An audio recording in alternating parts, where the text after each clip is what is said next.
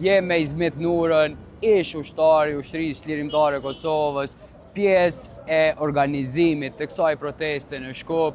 Bashkarisht me Izmetin do ta diskutojmë një propagandë e cila është lansuar gjatë ditëve të fundit në Kosovë që krejt ata të cilët kanë flet arrest nga shteti serb mund ndalohen në kufinin Maqedonas dhe ndoshta edhe mund të arrestohen.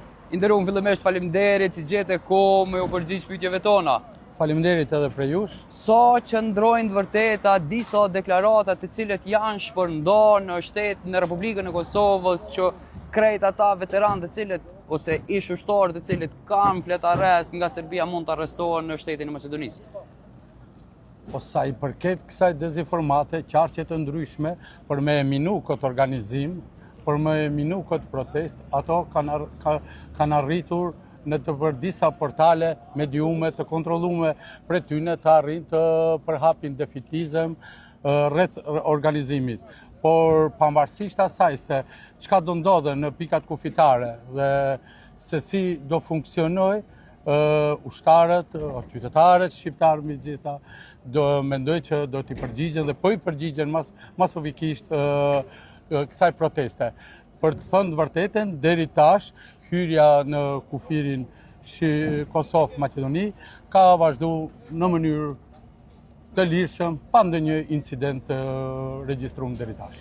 Deri çtashtja ka pas ndaj general lufte ose ish ushtar shoqërisë lirimtare të Kosovës që ka ardhur në Shkup? Nga informata që posedojmë ne si këshill organizativ, nuk ka asnjë ngjarje të tillë. Përkundrazi, a ka pas që kanë ardhur, jo që kanë arrestuar, po që kanë ardhur. Po, veç po vinë, na kanë konfirmuar disa të tjerë. Tani para pak minutash arriti general Daud Haradinaj. Këtu është edhe kryetari i organizatës veteranëve të luftës zotni Gucati, bashkë me bashkëluftarët, bashkëveprimtarët të tjerë. Çka presni ju nga protesta sotme? Sa keni pas kohën e mjaftueshme për më organizu që me qut tamam një selam shumë të mirë për gjykatë? Krerët tonë janë të gjyku padrejtisht atje. Ne sot presim një përgjigje masive qytetarëve dhe njëjtë ashtu si qytetarët shqiptarë vepruan në Prishtinë, Tiranë, edhe këtu në Shkup do t'japin mesazhin se gjykimi ndaj të burgosur në gjykatën e Hagës është një gjykim i padrejtë dhe se liria e tyre është liri për qytetarët e Kosovës, për shtetin e Kosovës dhe një liri më e plot për gjithë rajonin.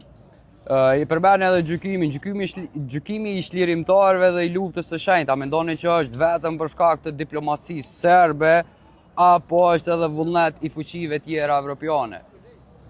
Mendoj se kjo është vullnet veç i diplomacisë serbe dhe diplomacia serbe po kalonën momentet e fundit të propagandës së saj, se veç është deshifruar propaganda e tyre anti-shqiptare dhe e padrejtë shekullore në kurriz të çështjes shqiptare. Sa i përket fuqive ndërkombëtare, ato me ne kanë qenë nga viti 1999, ku me vetë faktin e mbështetjes nga NATO, ajo u dëshmu se lufta jon ishte një luftë e koordinuar bashkë me aleatët tonë ndërkombëtar. Jo si banori i Shkupit dhe kontribues mjaft i madh në luftën e Kosovës.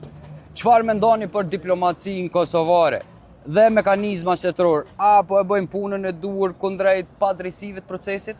Ko është ne jemi bashkë dhe ko është që kjo tragjedi në Kosovë të përfundoj sa më shpejt dhe lufta jon të vehet në analet e historisë si një luftë e drejtë dhe luftë çlirimtare. Pa dashur sot jap deklarata politike, po për fat keq